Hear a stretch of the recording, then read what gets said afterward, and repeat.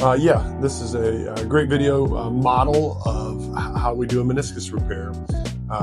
What we do in this technique is we use these soft tissue anchors.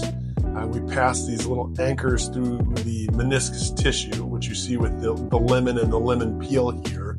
And basically the lemon peel, it would be the outside of the meniscus, and this allows us to basically cinch the tissue together to bring the two broken pieces back together and hold them tight together to allow the blood supply in the knee to heal everything together. So this is a good technique. It works well.